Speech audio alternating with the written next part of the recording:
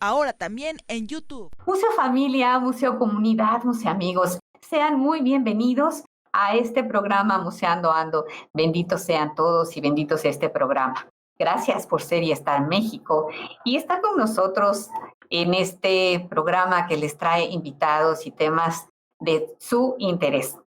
Por favor, seamos juiciosos. Seguimos en pandemia, en el COVID-19, y esta pandemia se está llevando a muchas personas. Así es que les suplico, por favor, que seamos juiciosos con tal de salvaguardar nuestra vida. Soy Verónica Müller, su dama Museos, y los recibo siempre con los brazos abiertos y muy agradecida de que estén con nosotros. Hoy, 12 de diciembre del 2020, fecha muy especial porque celebramos a la Virgen de Guadalupe. Y qué mejor que dedicarle un programa. Y para eso le estoy trayendo a un gran historiador. Es Armando Ruiz Aguilar, quien nos hablará de su actividad laboral en el Archivo Histórico de la Insigne y Nacional Basílica de Santa María de Guadalupe. Cabe destacar que la vida laboral de Armando Ruiz ha versado en los archivos históricos, ha sido entre archivos sus paseos culturales, ha sido también un catedrático que ha estado siempre muy dispuesto con la academia, con los archivos, con las historias. Y pues ni más ni menos nos va a platicar hoy muchísimas temas de importancia, porque ¿qué creen? Tuvo entre sus manos libros del 1750, siglo XVIII. Armando tiene una muy nutrida actividad. Miren, ha realizado cápsulas en el programa Foro TV Expreso de la mañana, en el programa sabatino Charlas de Baco y Clio sobre historia. Tiene un grupo cultural Herodoctos en Veracruz. Atiende turismo cultural, ha participado en el documental Juan Rulfo Jr. llamado Madero Muerto, Memoria Viva. También es escritor. Su libro se intitula Nosotros los ignorantes que hacemos la guerra, correspondencia de Villa y Zapata, el cual fue presentado en nuestro querido Museo Naval de Veracruz, acompañado por el nieto del general Pancho Villa, el licenciado Francisco Villa Betancourt, a quien le mandamos un gran saludo. Esto sucedió en enero de este año del 2020 y también pertenece al grupo llamado Los Villólogos, por lo que tendremos obviamente otro programa porque no vamos a poder cubrir tantas actividades que ha hecho. Así es que sirva este programa para reconocer la labor y rendirle homenaje a nuestro querido historiador Armando Ruiz Aguilar. Sé bienvenido, Armando. Gracias por estar con nosotros. Pues muchas gracias por la invitación y con mucho gusto platicaremos algo sobre este tema de los archivos y muy en particular de mi enfrentamiento con los documentos del Archivo de la Virgen de Guadalupe, con mucho gusto. Muchísimas gracias, suena pero muy interesante, porque comentábamos antes de entrar al programa, amigos, que como cuántos millones de personas serán seguidores de la Virgen de Guadalupe si ella tuviera, y lo digo con respeto, una red social, bueno, inmediatamente se llenaría de muchos me gusta. Y pues nos están escuchando por internet para todo el mundo en www.radioformula.com.mx, Museando Ando por el 104.1 de FM y 1500 de AM, abriendo la conversación. Gracias, Grupo Fórmula.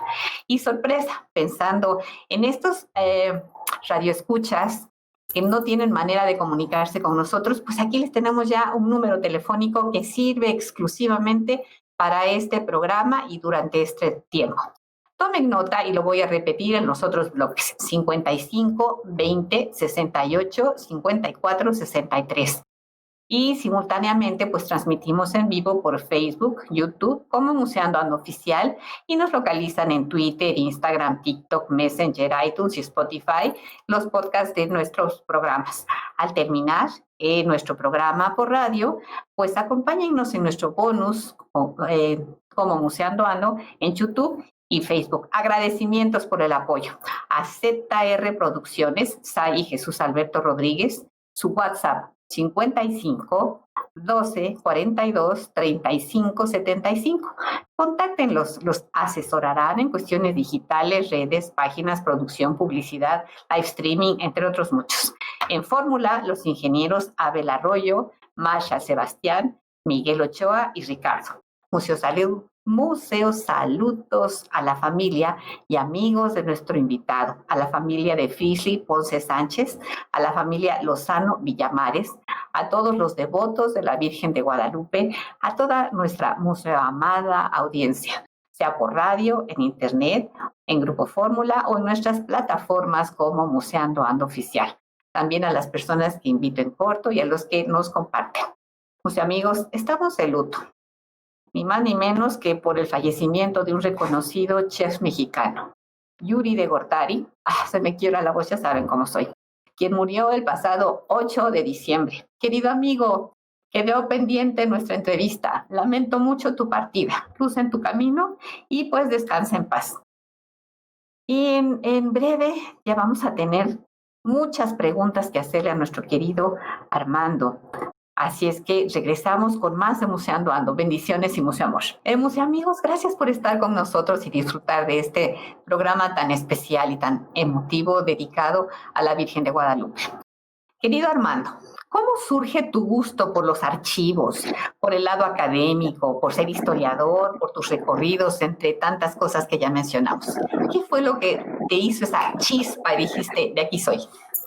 Bueno, en primer lugar, para la cuestión académica, yo estudié la carrera de etnohistoria, que tiene que ver precisamente con la consulta de los archivos, y también empecé a trabajar en el Archivo General de la Nación antes de que se cambiara hasta Lecumberri. Estuve 10 años ahí en 2 programas, ordenando archivos parroquiales y municipales, como 3 años y medio, y luego estuve en los acervos, ¿no? Entonces eso me dio el gusto y la facilidad por andar organizando archivos, y de ahí pasé al INA, al archivo de la Basílica, a la Biblioteca de Derechos de Autor, y actualmente laboro en el Centro INA Veracruz, en el archivo.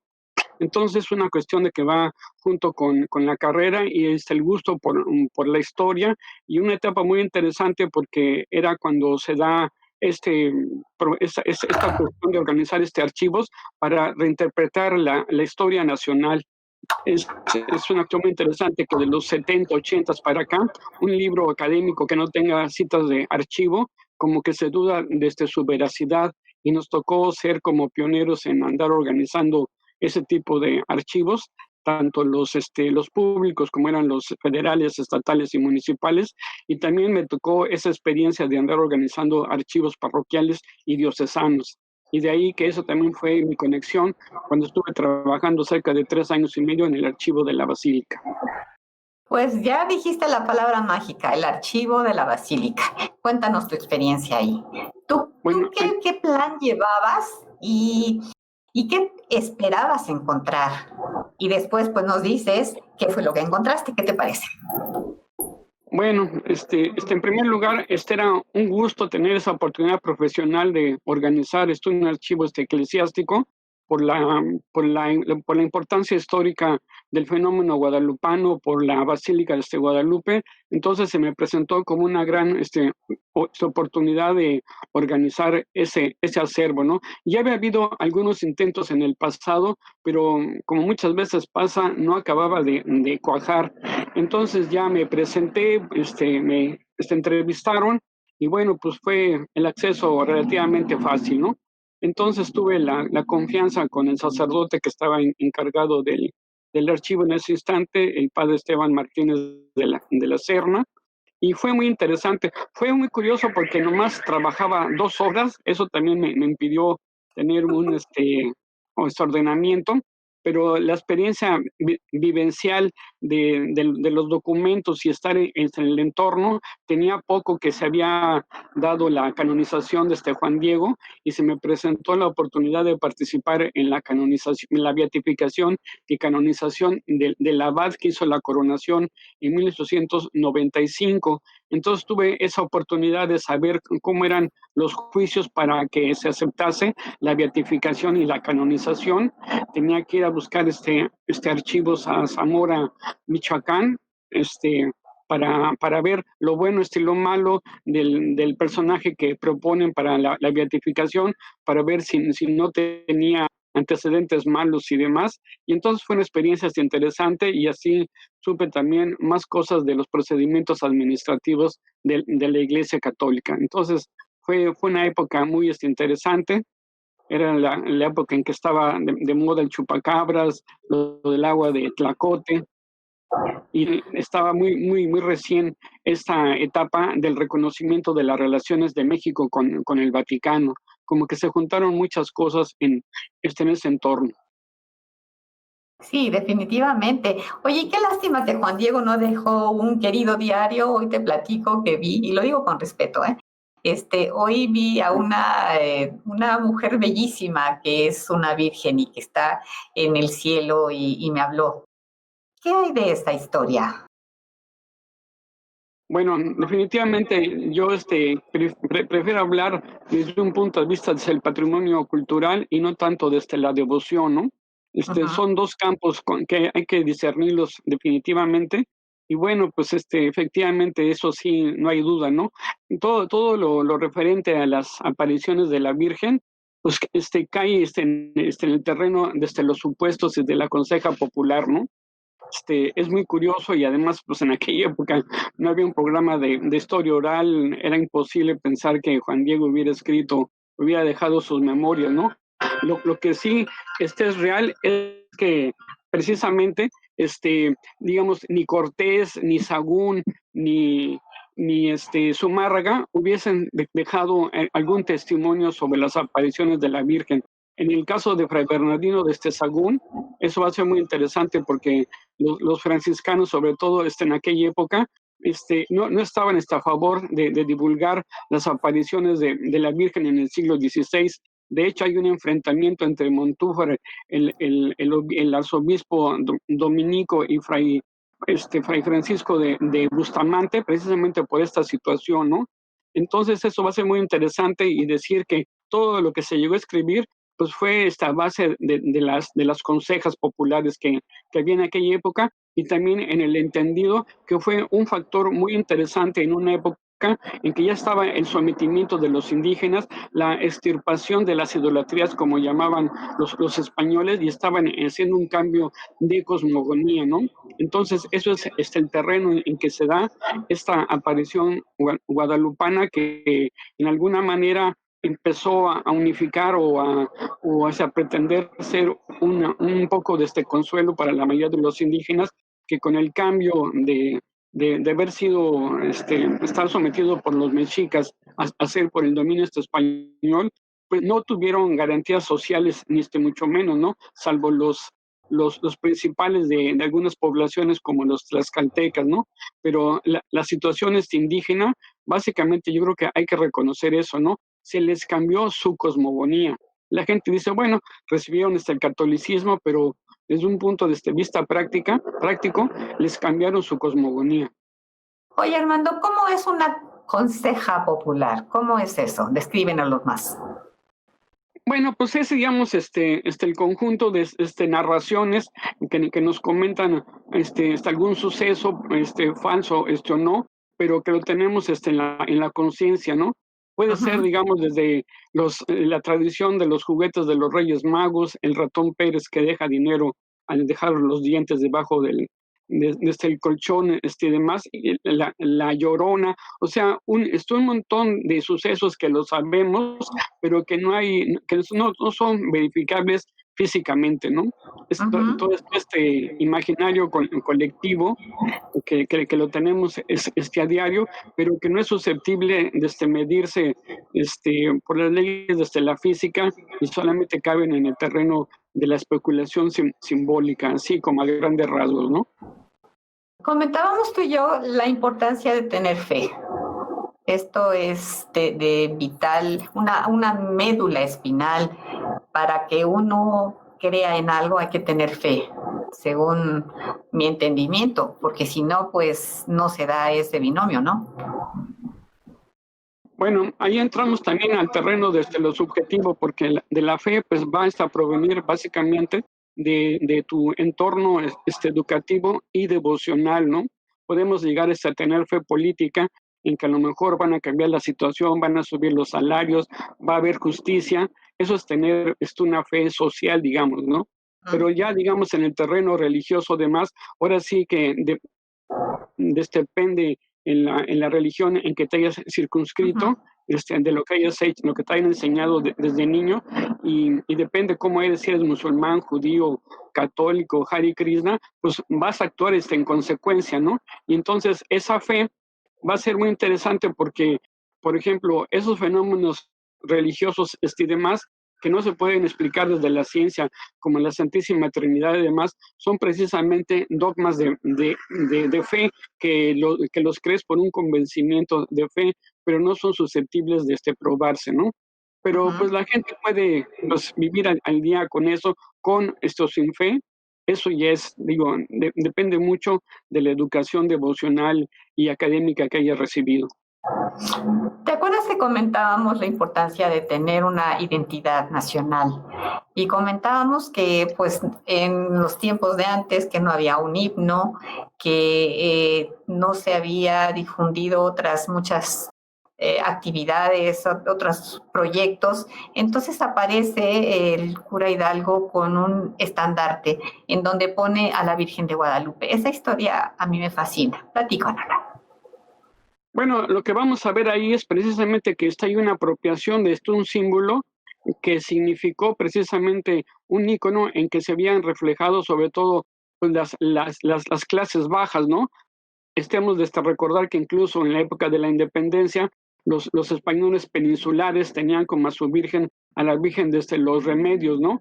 Y los criollos mestizos indígenas empezaban a identificarse con la Virgen de Guadalupe.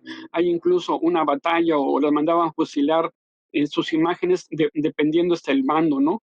Pero digamos, eso va a ser muy importante en el fenómeno guadalupano porque es una bandera, es un símbolo con que los desposeídos van a tratar de identificarse en diferentes partes del país, ¿no? Hay que considerar que en aquella época no se viajaba mucho, no existía el país, era la Nueva España, pero entonces se necesitaban algunos valores. Y independientemente la religión católica, pues era una religión que había nacido en el medio oriente y que había pasado por Europa, ¿no?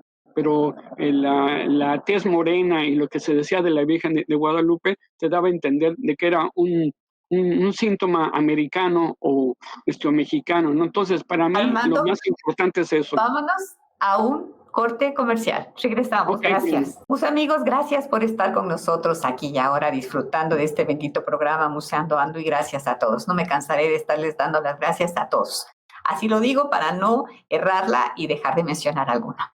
Armando, ¿qué es el sentimiento que te causó a ti ver en una calcomanía fuera de nuestro país a una Virgen de Guadalupe? Bueno, precisamente ese es el sentimiento de pertenencia, ¿no? Yo la identifico como que es una virgen, una iconografía que la he visto en México y de repente la ves en otro país, pues sí, te anima a ese orgullo por ver algo que es típica, que nació en tu país, ¿no? Así mucha gente se emociona cuando gana la selección mexicana de fútbol en otros países o cuando hay concursos o algunas exposiciones culturales internacionales, ¿no? Pero eso también lo que debemos ver, porque además de la imagen de la Virgen de Guadalupe es de exportación, ¿no?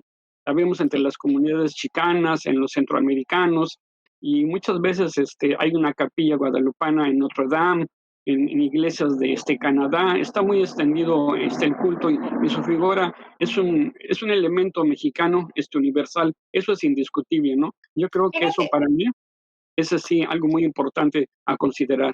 Fíjate que yo quisiera añadir a tu comentario, en San Antonio, Texas, donde tengo familia allá, hay un centro que se llama Guadalupano, hay una iglesia y se reúnen muchos mexicanos que emigraron para allá. Entonces también fue para mí esta emoción tan grande, lo mismo que tú me estás diciendo, quería compartirlo con ustedes. Disculpa la interrupción. Ajá. Oye, Armando, en 1640, se escriben a más de 100 años después de la supuesta aparición de la Virgen, se escribe algo, pasa algo. Platícanos de esto. Bueno, va a ser muy interesante y también ver hasta la distancia por qué hasta esos años aparece la publicación del Nican Mopogua, ¿no? El aquí se escribe, ¿no? Uh-huh. Es muy curioso que siendo esto una devoción que entró muy, muy rápido, en el Tepeyac, como que no hubiese ningún escrito al respecto, ¿no? Sí, por ejemplo, Sagún lo único que comenta es que seguían las peregrinaciones, pero que eran desde tiempos prehispánicos y que llegaban al Tepeyac, pero porque antes estaba ahí la diosa prehispánica, la Tonantzin, y se quejaba de que muchas veces ya había algunas iglesias, pero los indígenas seguían viniendo al adoratorio, ¿no? Y él sabía que era muy mañoso eso, ¿no? Porque en el fondo que estuviera la Virgen de Guadalupe, la fuerza de la costumbre hacía que siguieran esas peregrinaciones desde antes de la llegada de los españoles en que se repitieran ahí, ¿no? Entonces te digo, va a ser muy curioso que un fenómeno, además, imagínate, es un primer lugar de apariciones de la Virgen en la historia pues, mundial, de que no se hubiera escrito al respecto nada, ¿no? Y si no, tuvieron que pasar pues más de un siglo para que se encauzase esa cuestión, ¿no? Entonces eso da que pensar y demás, ¿no? Y además es una relación en que pues la situación de los indígenas, de esta esclavitud a la que estaban sometidos y demás, pues no era muy cristiano, ¿no? Por un lado vemos la política de la espada y la cruz, que mientras los conquistadores y los latifundistas tenían un trabajo esclavos y demás, por otro lado el único consuelo de que tenían eran con los sacerdotes, que les pedían paciencia, pero nunca rebelión y mucho menos regresar a sus antiguas creencias, ¿no? Yo creo que eso es un elemento a considerar, porque todavía en la actualidad vemos reminiscencias de lo que se ha dado en llamar el fenómeno ídolos tras los altares, ¿no? Todavía en el México campirano y en muchos lugares no hay así problema filosófico, todavía el permiso está a la madre tierra, ¿no? Sigue habiendo un sincretismo, nadie se rasga las vestiduras, pero evidentemente eso estorba en la evangelización cristiana, ¿no? Claro, pero claro. son problemas culturales con los que la gente ha ido, vivimos el sincretismo y también hay que entender eso, que mucha gente dice que más que católicos somos guadalupanos. Hay una carga emocional en eso, porque pues por muchos años que ha llegado el catolicismo y hay una serie de dogmas y preceptos a seguir, pues igual también numéricamente había que ver qué imágenes existen en nuestra casa, qué tan parejo está, digamos, la última cena o la imagen de Jesucristo o de la Virgen de Guadalupe, ¿no? Porque siempre va a haber preferencias para quién te vas a dirigir a orar, a hacer alguna petición, ¿no? Sí, entonces, digo, relacionando eso, no va a ser sino hasta el siguiente siglo, cuando ya va a haber toda una serie de publicaciones y demás que se van a proseguir, pues hasta la fecha, ¿no? Entonces, eso va a ser muy interesante.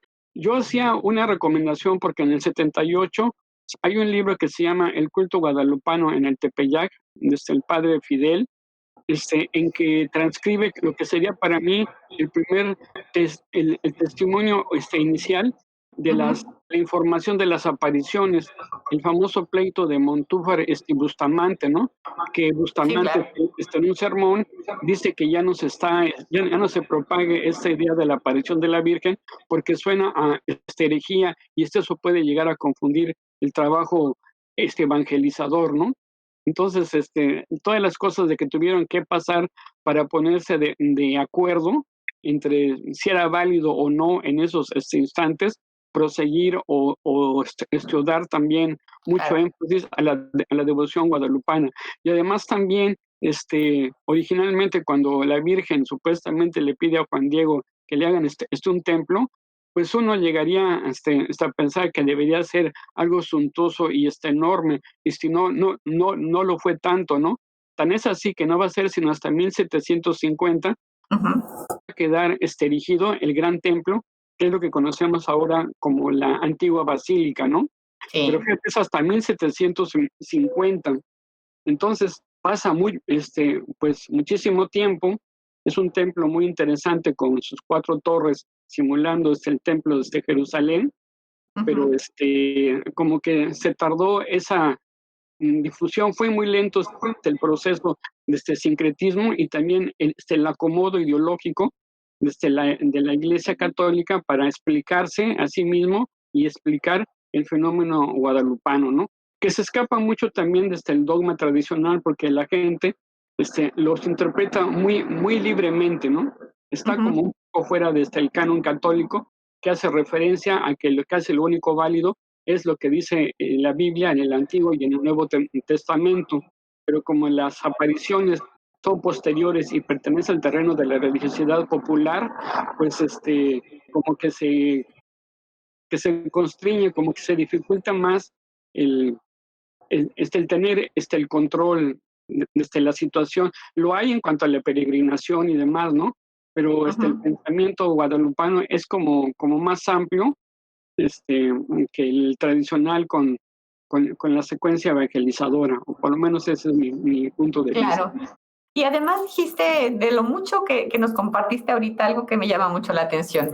Cuando se deteriora esta basílica y hacen la nueva, pasan 6 años, 4 años, ¿no? Y ahí hay eventos muy importantes.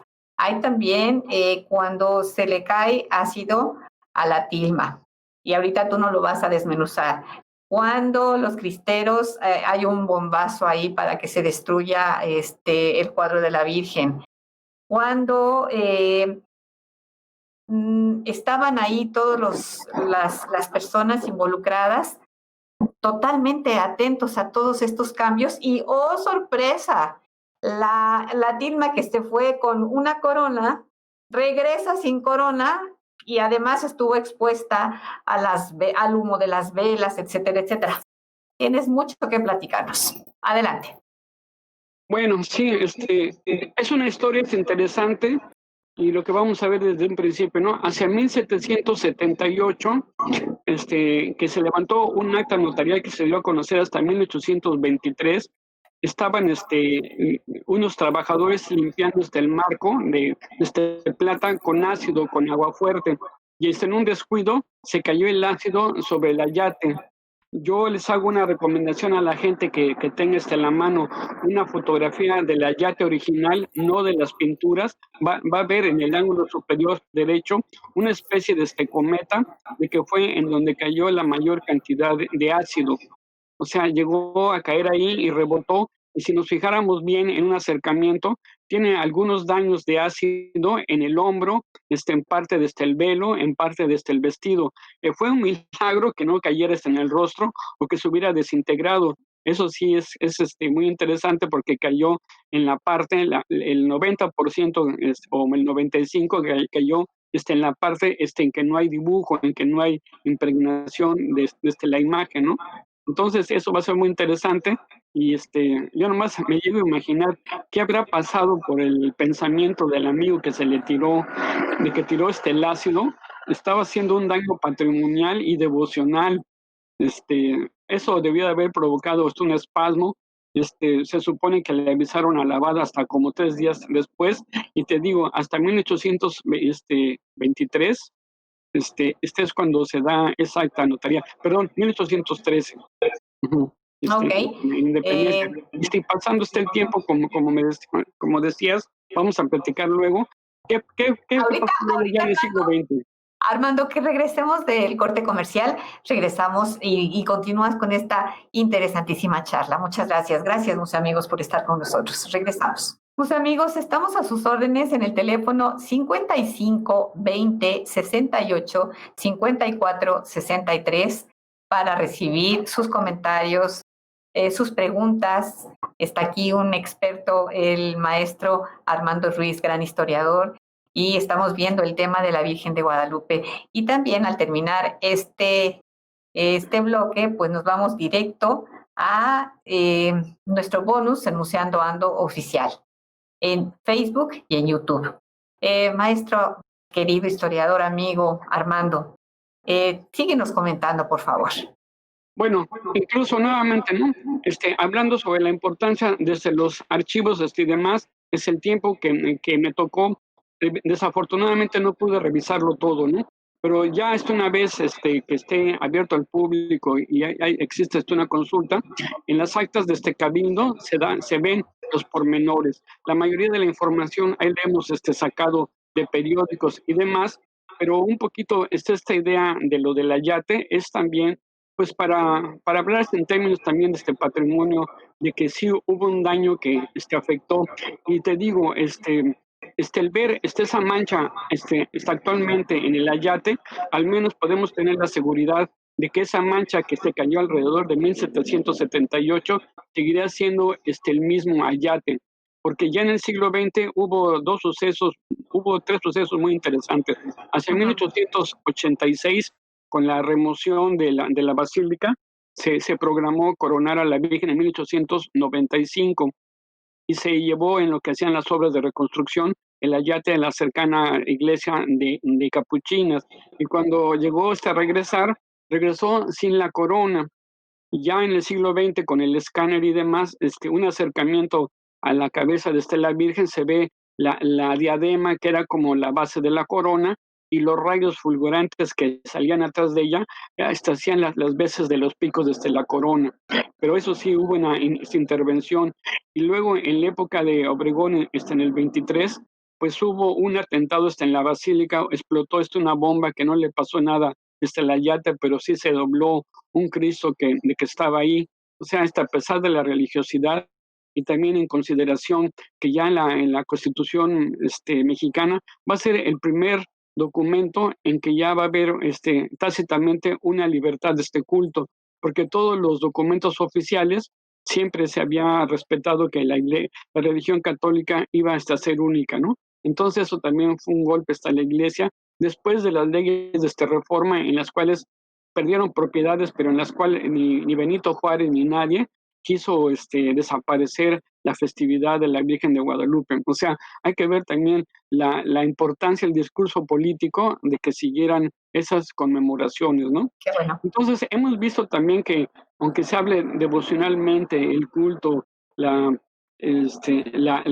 piedad que se tiene con lo de la Virgen, pero también ha sido objeto de algunos atentados, y eso tiene que ver, pues, básicamente con la lucha política, ¿no? Pero te decía, esta información se corrobora en periódicos de antes, pero también en información de archivos, ¿no? Eso creo que es algo que se debe de recuperar, y para eso sirven los archivos.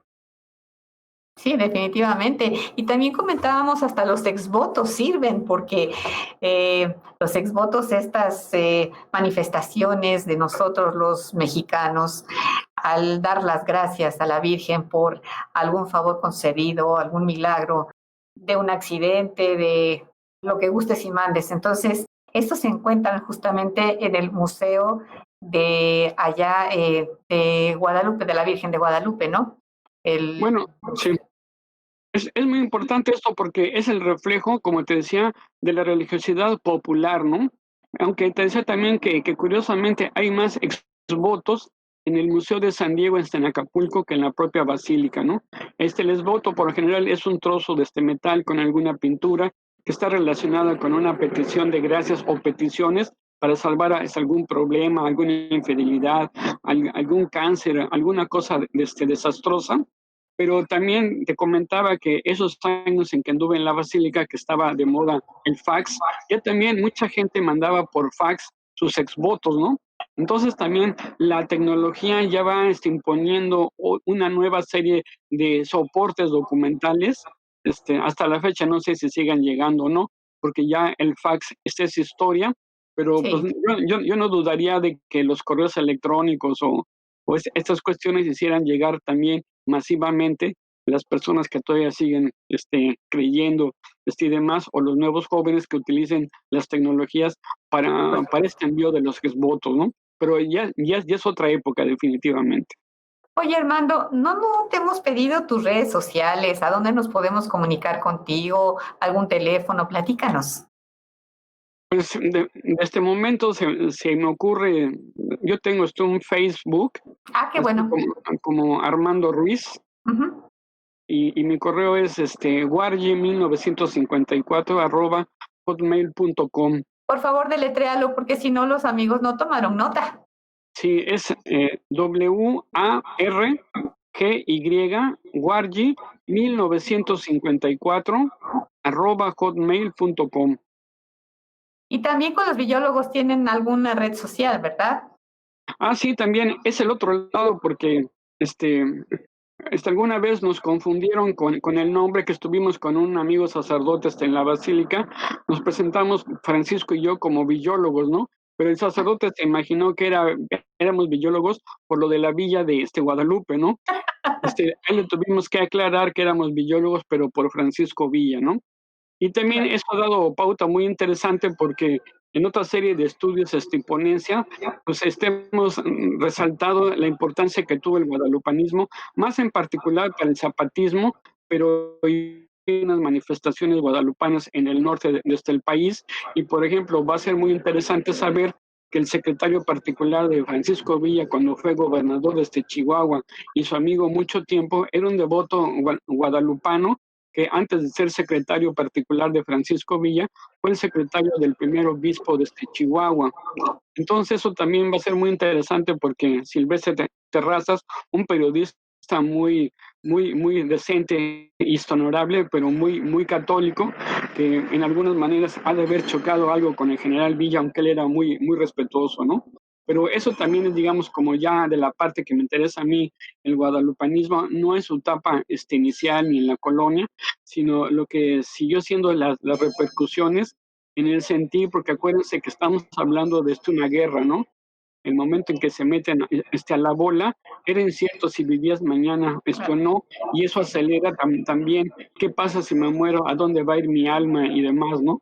Entonces, eso que lo ha manejado la religión, pues tiene que ver con el pensamiento personal de cada uno, con la educación religiosa que llegaste a recibir, y han sido muy interesantes esas manifestaciones, ¿no? Tanto en el zapatismo como en el villismo.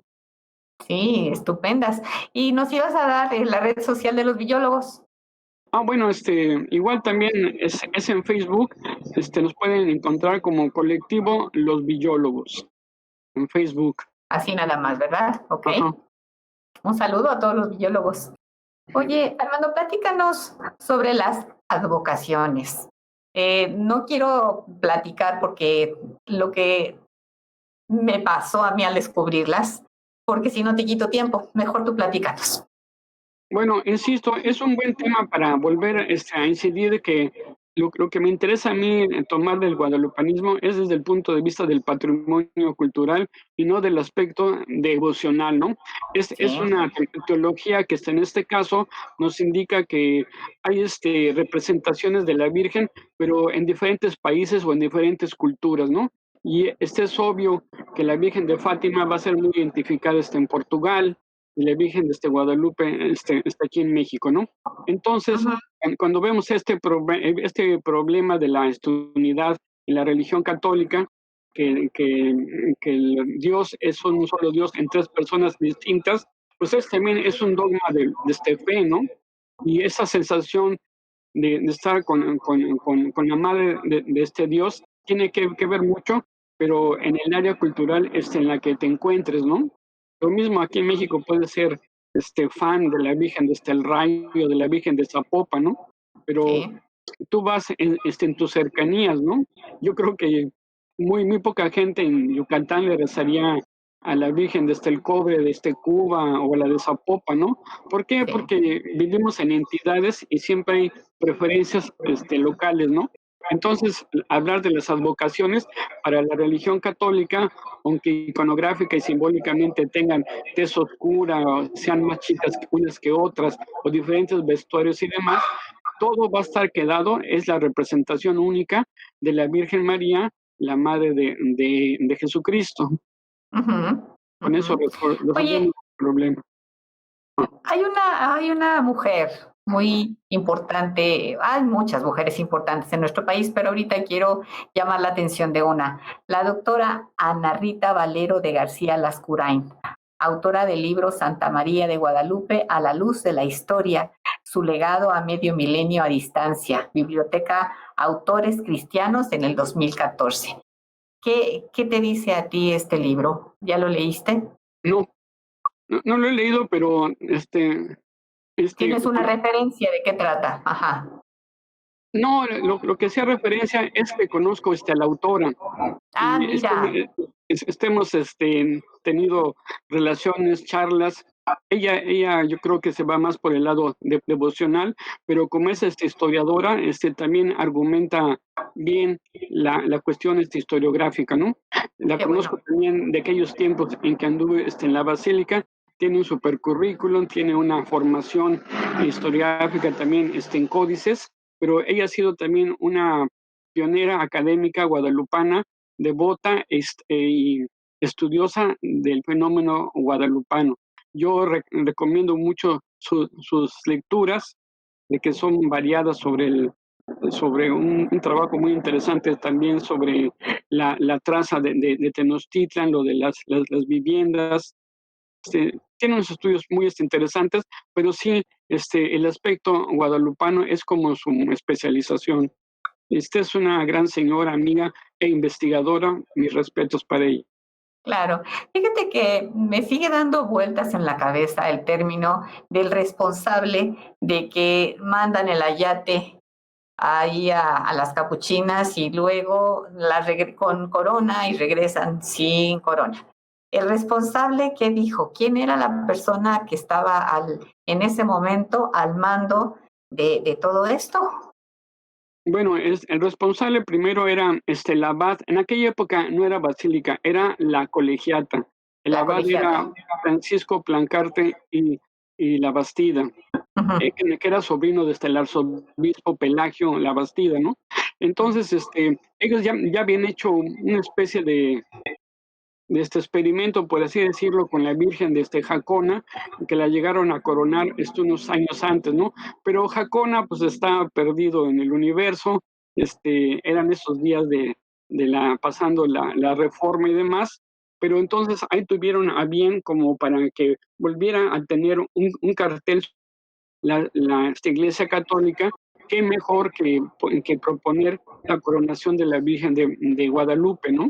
Entonces era la época el porfiriato, que Porfirio Díaz, pues en alguna manera él también participó en la guerra de esta reforma y demás, y no podía, digamos, como que traicionar la laicidad que se había ganado en México en aquellos años, ¿no? Pero sí fue, sobre todo por su esposa, le empezó como a dar más entrada social y política hasta la iglesia en aquellos tiempos, ¿no? Entonces, con esa salvedad, tener el reconocimiento, la aceptación para que se hicieran una serie de festejos en la basílica, se propuso y se llegó a cabo que hubiera algunas reformas estructurales en la iglesia de la antigua basílica, pero pues como estaba el polvo y todas esas cosas, optaron por enviar el ayate hasta el 96, hasta el 95, perdón, alrededor de 5 años a la iglesia de Capuchinas. Y te digo, yo siempre les digo, invito a toda la gente a que si ven un cuadro pintado de la Virgen de Guadalupe colonial, siempre vamos a ver a la Virgen coronada, o sea, con una corona evidentemente, ¿no? Porque fue pintada desde el original. Tú no podías tomarte ligereza de pintar morena, rubia, el cabello largo, corto. Tenía que ser como aparece en el ayate, so Claro. pena inquisitorial, ¿no?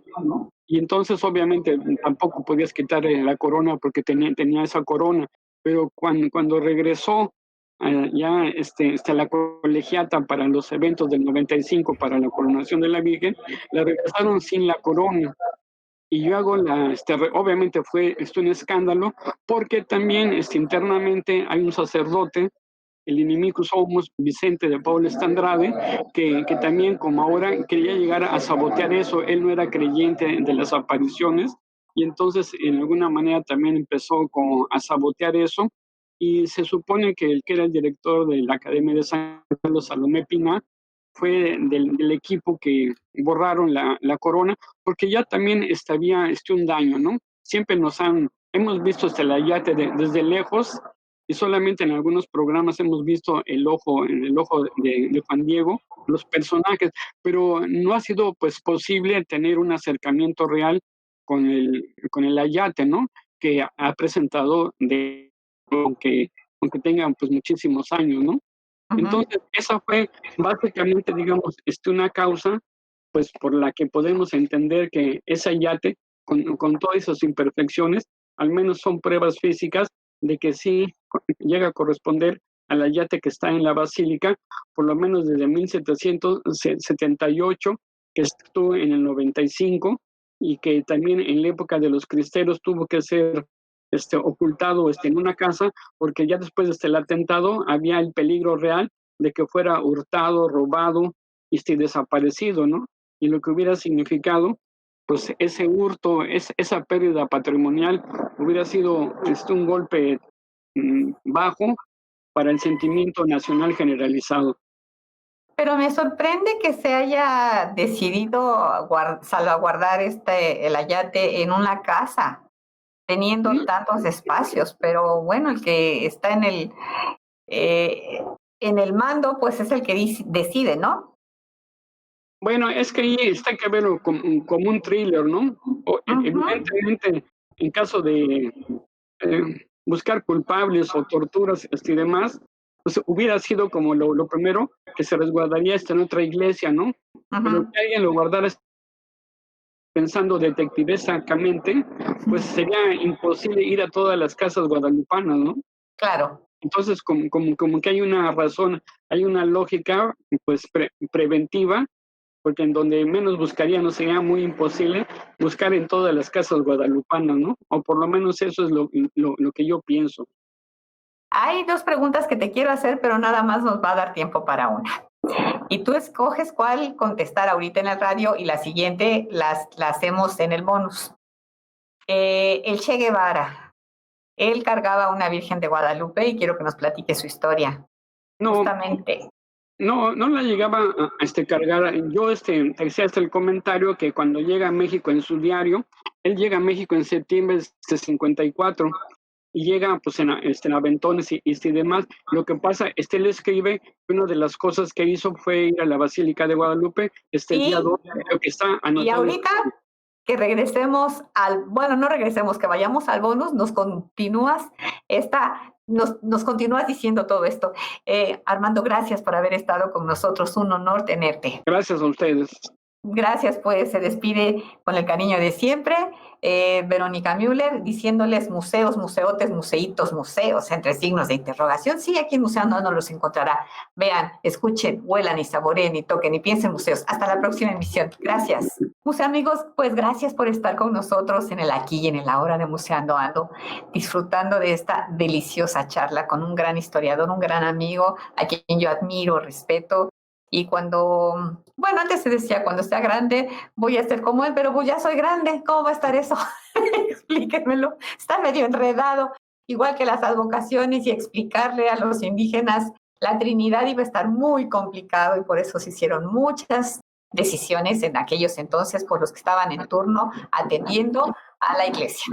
Armando, nos quedamos con el tema del Che Guevara y después nos vamos con el tema de lo que descubriste en el archivo histórico de la insignia y nacional Basílica de Santa María de Guadalupe, que no nada más había documentos religiosos, sino también del gobierno. Platícanos, por favor. Bueno, este asunto de lo del Che, porque también son héroes de la juventud y no tenían nada que ver con la religiosidad. De hecho, su familia no era ni creyente ni nada de eso. Pero cuando hace sus primeras excursiones de joven en América Latina, es un observador del papel de la religiosidad entre los pueblos y sobre todo del sincretismo, no nomás en México, sino también por su propio diario.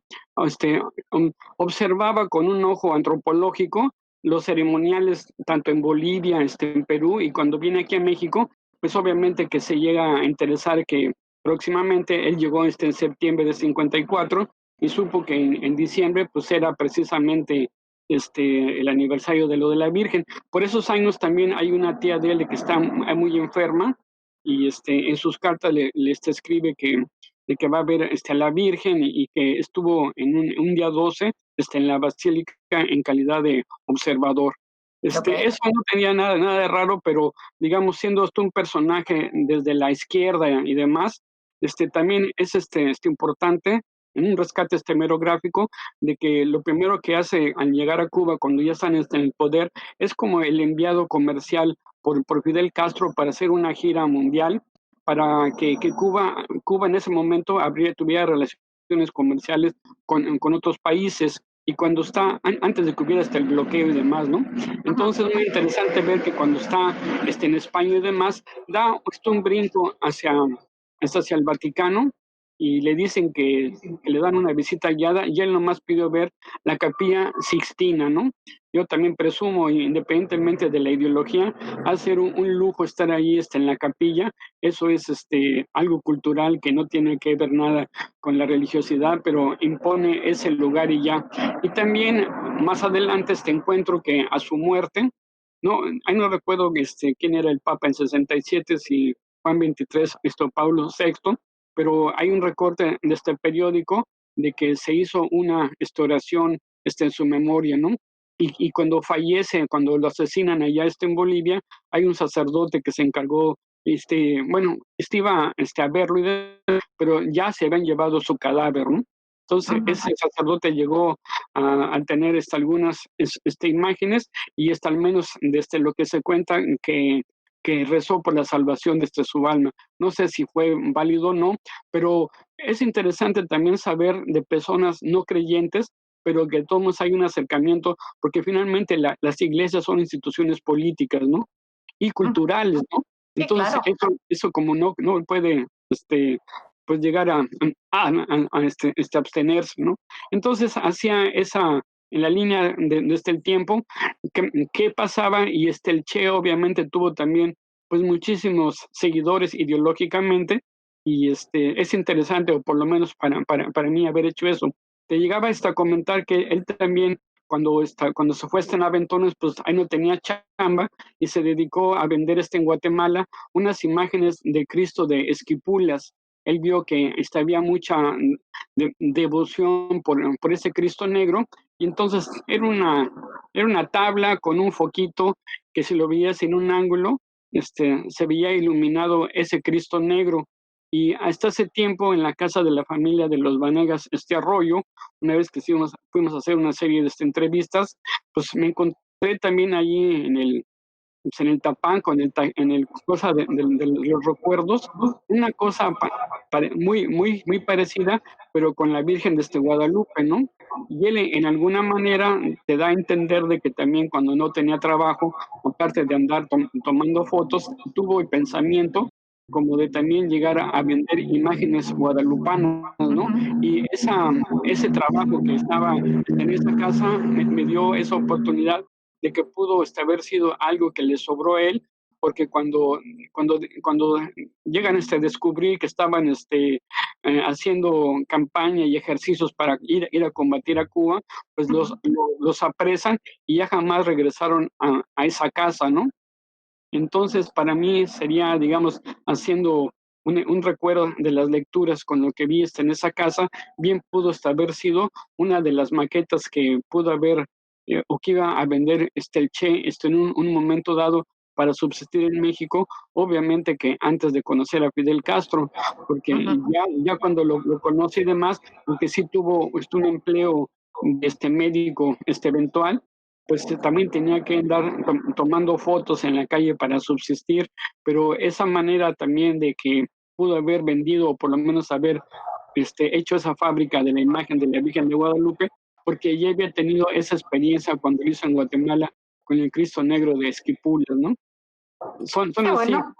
como datos que los he juntado, pero pues ahí nuevamente, ahí no se puede llegar a desprender del análisis político, pues el poder, el imán de la iglesia, porque él apostó a que pudiera ser un objeto de que tuviera una compraventa, ¿no?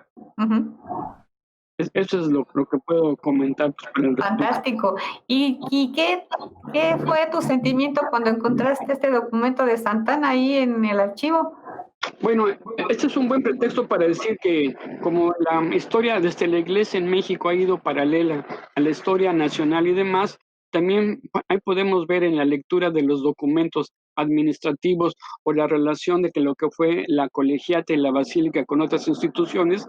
Te comentaba que hubo un documento que me pareció muy interesante en que hay una carta que Santana, siendo presidente, le escribe hasta la colegiata, que la ha de haber visto como la caja chica, como si fuera la Lotería Nacional. Entonces, la respuesta desde el Cabildo es que le comenta a Santana que por favor ya no le pida dinero para la guerra de Texas, porque ya Texas estaba perdido irremediablemente, ¿no? Y eso es Ujú. muy interesante, pues porque, pues digo, Santana es un personaje, pero hay que entender que los políticos quieren sacar dinero desde todas partes, ¿no? Y Ujú. quién sabe qué tanto era para la campaña y quién sabe qué tanto era para otras cosas, ¿no? Pero te digo, al menos con la lectura de la documentación que encontramos ahí, nos permite dirigirnos también a ese pequeño capítulo de la historia de las relaciones de la iglesia, o en este caso a través de la colegiata, con el poder presidencial que en ese momento estaba con la figura de Antonio López de Santana.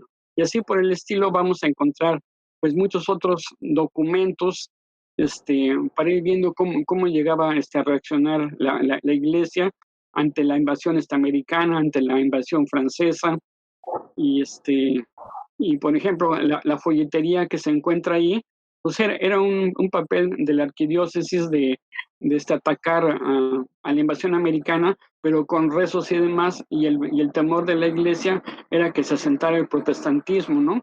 Pero no hay un llamado a las armas ni nada de eso, ¿no? Cada quien está en su papel, y eso es el análisis histórico que uno puede tener con la lectura de estos materiales de archivo. Ahora yo quiero saber sobre el sentimiento de Armando. Cuando termina tu función ahí en el archivo de la Basílica, ¿de qué te diste cuenta y qué te llevaste? Bueno, pues me llevo el recuerdo de que estuve en una plantilla de trabajadores en una hora clave de la basílica, porque para esa época pues yo era parte el personal del abad Schulenberg, ¿no? Cuando se da el anuncio de su destitución por las declaraciones que salió en la revista Ictus de que dudaba de la presencia de Juan Diego y demás que le costó el puesto, pues fue como ir pensando en que se acababa ahí toda una época, ¿no? Para mí también, por ese tiempo y demás, incluso es el fin de la categoría de abad para pasar a ser el rector, y además políticamente también es cuando ya la basílica pasa a la jurisdicción desde el arzobispado, porque antes de la basílica era una especie de poder autónomo de este arzobispado, también es Ujú. un momento histórico desde la iglesia católica, ¿no? Entonces se empezó a ir la gente de esos tiempos con el último fue el abad, y yo encontré también otra fuente de trabajo más remunerada, de que también estaba casi recién casado y con obligaciones, entonces también aproveché otra oportunidad económica, ¿no? Pero lo que viví ahí fue muy interesante porque esa parte de la documentación, el tratar con investigadores católicos que nunca se hubieran abierto en los archivos y demás, pues me permitió conocer también al hijo de Carlos Salinas, el dibujante que vio los supuestos a Juan Diego y su familia en los ojos de la Virgen, y fue pues muy interesante. Me tocó ver también por los alrededores a Stalik Walesa, a la presidenta Violeta Chamorro, pues muchos importantes, porque se supone que el político más antiguo del gobierno mexicano era el abad, ¿no? Porque siempre hay cambios en las presidencias, pero el abad estuvo muchísimos años ahí, y era una manera, conoce también muchos diplomáticos, presidentes y demás, ¿no? Incluso pues le toca recibir al Papa, que era la primera vez que vino un Papa a México, ¿no?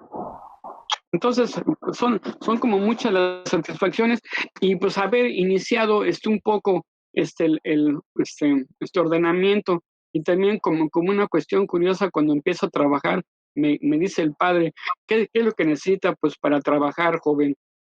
Bueno, pues material de oficina, pero lo que sí le voy a, a pedir de que me consiga rápido, un diablo. Sí. ¿Por qué? Porque parte de el archivo estaba en diferentes partes, incluyendo capuchinas, y también se quería que todos los documentos estuvieran ahí, ¿no? Entonces, pues yo no podía con las dos manos, y un diablito era como que la solución pues perfecta para eso, ¿no? Me quedó viendo así como diciendo, no me vayas a cotorrear, pero inmediatamente se entendió que era muy necesario un diablito en la basílica. Te volaste la barda, te volaste la barda. No, pero Oye, eso sí es verídico, ¿no? Sí. sí, por supuesto. Ahí hay un tema que quiero sacar, si tú me lo permites. Fíjense, mis amigos, que Armando, nuestro querido historiador y amigo, hizo un libro de cuando estuvo ahí trabajando en el archivo. Y este libro tuvo un tiraje muy corto, ajá, y nada más le quedó uno y se lo dio a su mamá. Y le estoy torciendo el bracito, haciendo de manita de puerco, para que vayamos con su mami, nos preste el libro, así ante interventor de la secretaría, y sepa que ese mismo día se lo vamos a entregar, porque yo creo que es su tesoro y no lo suelta para nada. ¿Qué escribiste en ese libro, Armando?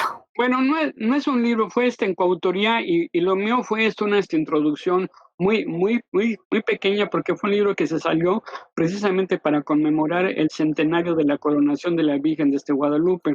Fueron otros autores y demás.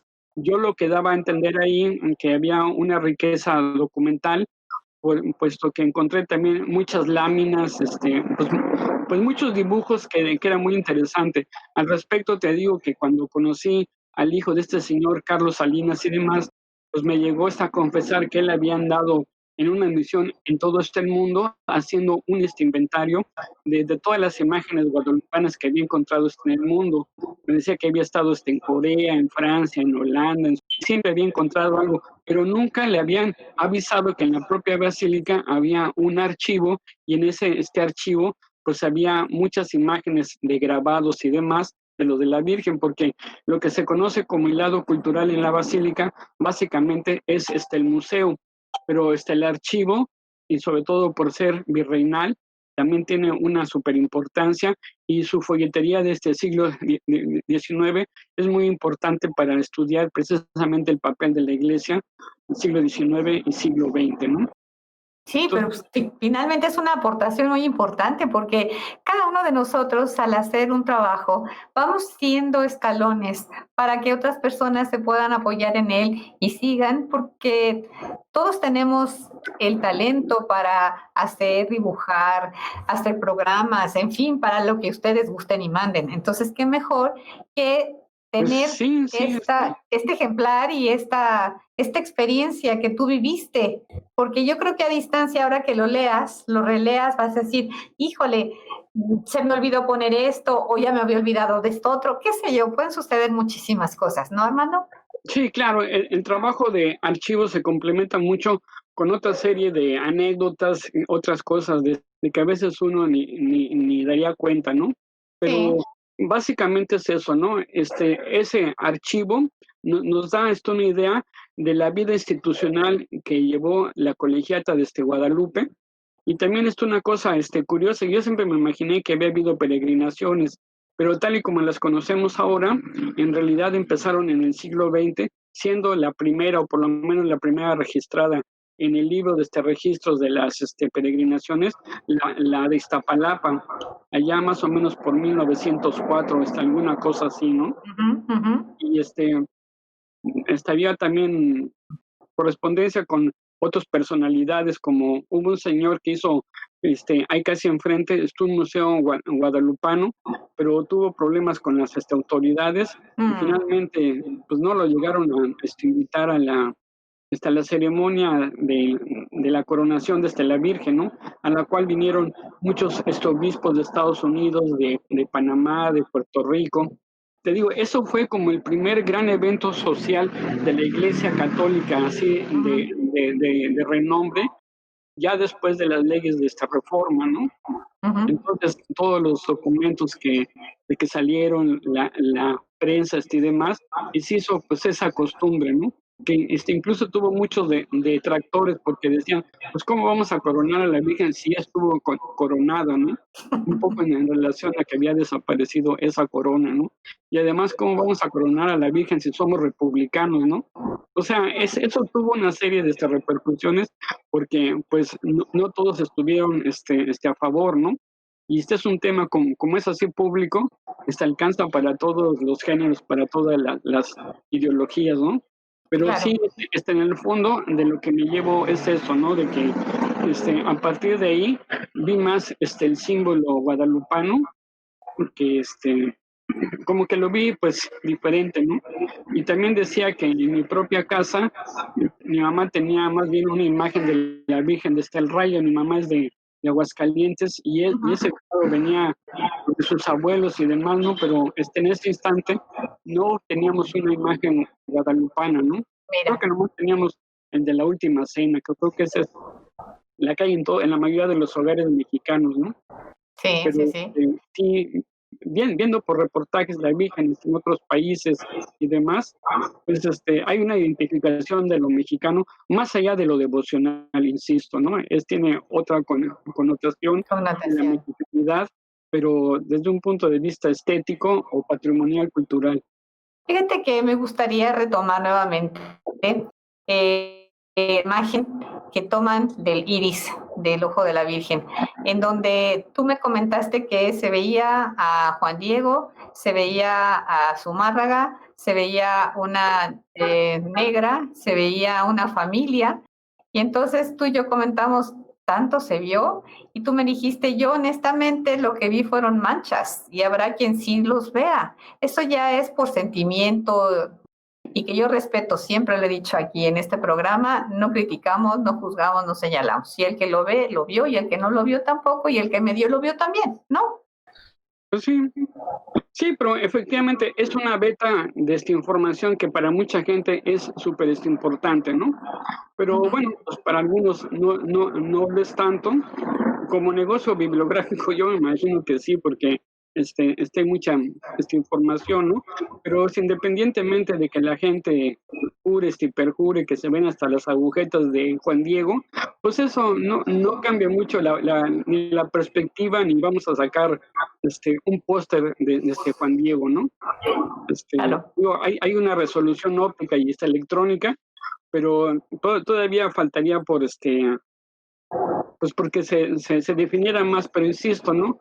Eso no cambia ni el fenómeno religioso, ni el fenómeno sociológico, ni el estético, ¿no? O sea, pues así como el lado de los ovnis o las abluciones o las teorías de la conspiración, ¿no?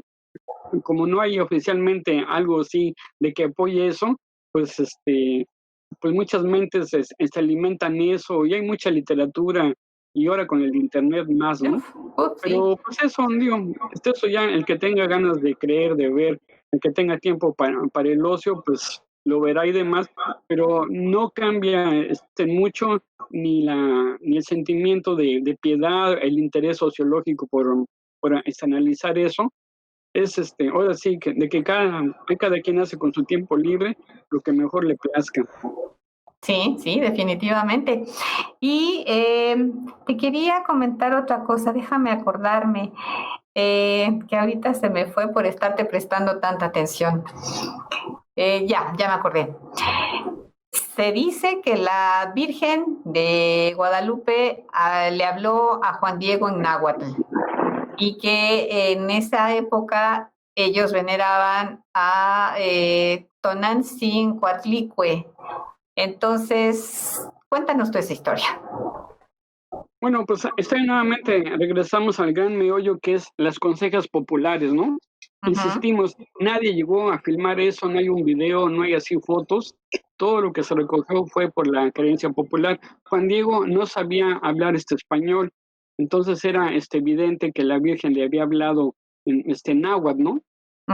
Y así es como se reprodujo en ese libro, el Nican-Mopoga, que lo sacaron, lo imprimieron, lo editaron después de más de 100 años, ¿no?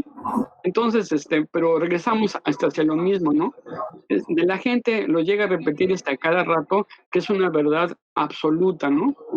Y está así como nos lo han narrado o como lo hemos visto en la doctrina, en la televisión, en el cine, como que se queda ya que así fue, es hecho pues verdadero y ya, ¿no? Entonces, lo único que se hizo es que se reprodujo esa conseja popular a través de este tiempo y que perdura y que tuvo una transformación cultural, porque te digo, de lo principal es eso para mí, ¿no? Se convirtió iconográficamente en un símbolo de unidad, de atracción para las clases sociales que había en aquella época. Era un pretexto para identificarse ya no como novohispanos, sino ya estaba el germen de ese sentimiento nacionalista de que se iba a dar acabando la independencia y el efímero imperio de Iturbide, ¿no? Comentábamos también del primer presidente de México, ¿verdad? Que él tiene un estandarte, ¿no? No, o sea, él cambió el nombre, se puso Guadalupe Victoria, ¿no? O sea, ahí vemos precisamente ese magnetismo, ahora sí que la importancia de llamarse Guadalupe, ¿no? Y lo vemos precisamente con este primer presidente que fue el único que acabó su periodo completo en aquella época, ¿no? Entonces, eso va a ser interesante y también decir que recién empieza la independencia y se hace un movimiento imitando las cámaras de Estados Unidos y de Francia. Pero también en aquella época, con la llegada de los norteamericanos, empezó a influenciar la masonería en el primer congreso y toda esa primera parte desde el siglo XX, del siglo XIX, perdón. Pero también es muy curioso ver que en las dibujos de época, en la sala de sesiones y demás, aparte de ver en la techumbre, el ojo de que todo lo ves y demás, también al interior el recinto estaba una imagen de la Virgen de Guadalupe, ¿no? Entonces, qué mejor escenario nacional que la Cámara de Diputados, en que, porque no había un gobierno propiamente laico, ¿no? Los emblemas, en este caso masónico y guadalupano, llegaban a permear tanto en el ámbito político como en los inmuebles políticos, ¿no? Eso también es así como muy, muy interesante, ¿no? 3 cosas. ¿Registraron a la Virgen de Guadalupe los chinos? 2. El programa de la Virgen de la Rosa de Guadalupe. Y 3, Virgencita, please. Te lo comento solamente porque eres un historiador. No vamos a criticar ni a señalar, insisto. Pero así cualquiera puede tomar la imagen y hacer sus propios proyectos, según tu experiencia como historiador. Sí. Pues digamos, como que regresamos a este problema de los derechos de este autor, ¿no? De que los que ponen las reglas son los que mandan, ¿no? Yo no he sabido de ningún caso de que se tenga que pagar a los chinos por andar haciendo muñecas o pulseras o rosarios. Eso se aplicaría con los productos chinos que hicieran ellos, ¿no? Porque además es una torpeza decir a quién pertenecen los derechos de este autor, pues a la santidad, la divinidad, ¿no? Pero claro, la voracidad capitalista no perdona credos ni ideologías ni nada, ¿no? Se me hace como una torpeza en contra de la lógica, pero tiene una efectividad en cuanto a los cobros, ¿no? Pero digamos, hasta la fecha yo no he sabido de caso alguno en que el gobierno chino o los empresarios chinos apliquen esa ley a productos mexicanos o productos chinos que se vendan. Pues digo, todo el mundo tiene calcomanías, hace comerciales y demás, ¿no? Porque también sería qué tanto poder de inspecciones tendrían esos chinos aquí para fiscalizar, porque te digo, pues básicamente lo que hay son unidades, pues no costosas, ¿no? Virgencitas, pues de esta humilde complexión. Claro que hay obras de arte, ¿no? Pero en la mayoría de las casas mexicanas son hechuras de materiales pues, perecederos o son muy sencillos, ¿no? En cuanto a la Rosa de Guadalupe, bueno, pues eso ni hablar, ¿no?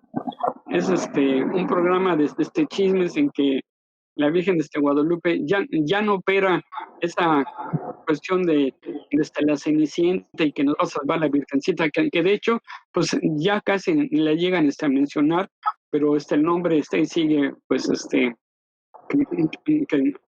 quedando, ¿no? A mí de lo que se me hace curioso cuando se hacía esta lucha por la religión o que los masones están excomulgados estilos comunistas, es increíble ver ahora las religiones o sectas que hay que se han minado el parque vehicular de la cristiandad, ¿no?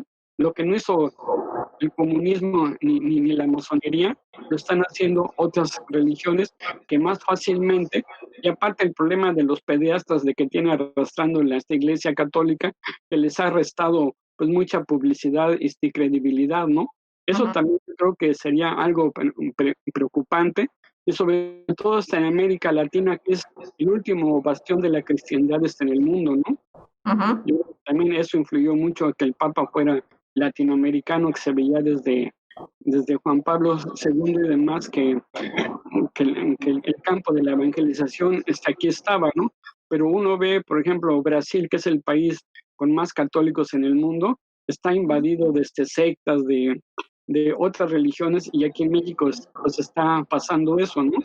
Y a veces como que no se ve un trabajo, por lo menos, pues, cada vez veo que más antiguos creyentes pasan a los terrenos de la oposición o de las otras religiones, ¿no? ¿Y el Virgencita, please?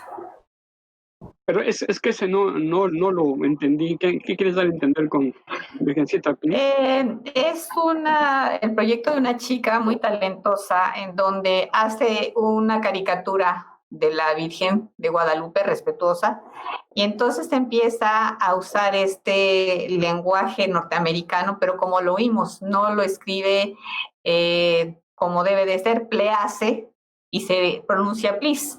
Entonces, el Virgencita please fue un impacto fantástico para las niñas pues yo creo que de hace algunos años, no creo que tenga mucho. Y bueno, fue una mercadotecnia impresionante, playeras, muñecas, todo lo que te puedas imaginar era el Virgencita please. Pues no, o sea, me disculpas, pero es la primera vez de que sé de este fenómeno cultural. Te voy a mandar una foto y también se puede encontrar en internet. Y bueno, yo viví en Casa de Guadalupe bastantes años de recién casada.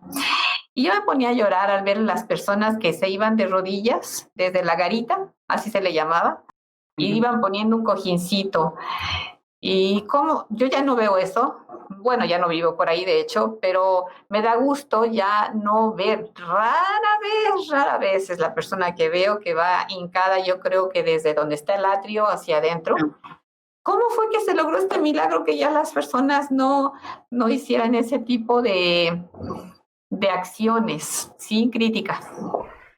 Pues yo lo que te digo que es un fenómeno en cuanto hasta lo social, ¿no? Ya estas nuevas generaciones que aumentaron los divorcios, de que ya no había el respeto autoritario de los sacerdotes, de los padres, como que se relajó mucho. En los medios de comunicación, el internet, la visión de que se tiene de otros países y de la propia educación universitaria y demás, pues hizo de que ya fueran cambiando esas modalidades, porque antes la gente lo ofrecía como un sacrificio, pero así como hacían los mexicas, el sacrificar mujeres y hombres era un salvajismo. Pues aquí era como una representación.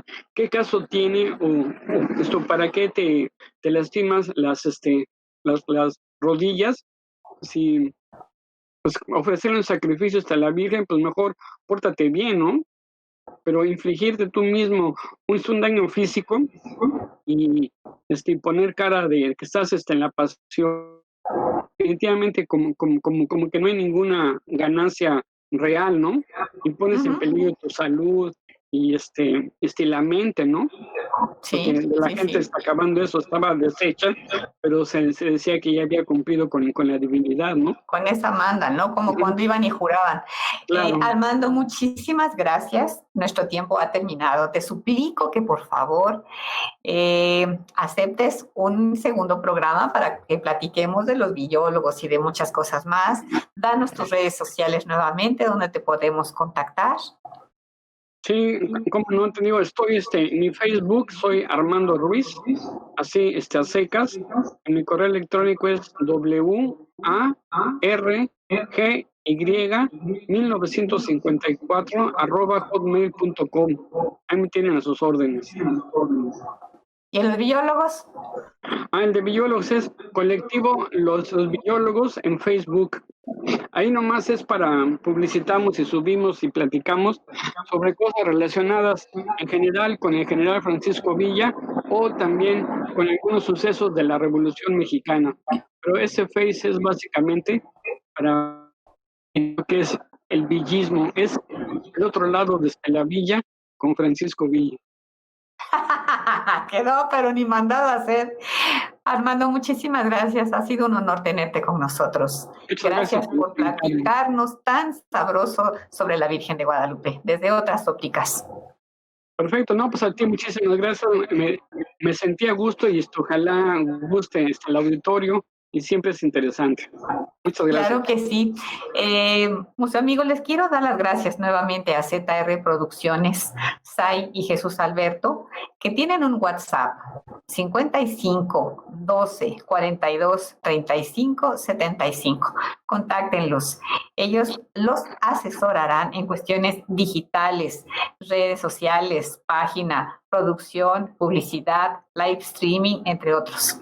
Y pues muchísimas gracias a Radio Fórmula también, a nuestros invitados, a las personas que generosamente nos difunden y a ustedes, queridos museo-escuchas, por su gentileza de estarnos escuchando. Habiendo tantos programas, pues es un privilegio para mí cuando veo que se van sumando. Eso me llena de alegría, porque pues es una hora difícil, es un horario, horario y horas lo mismo, es un día sábado que también es difícil, y también los invito a que escuchen los sábados a las 7 de la noche a Baco y Clio.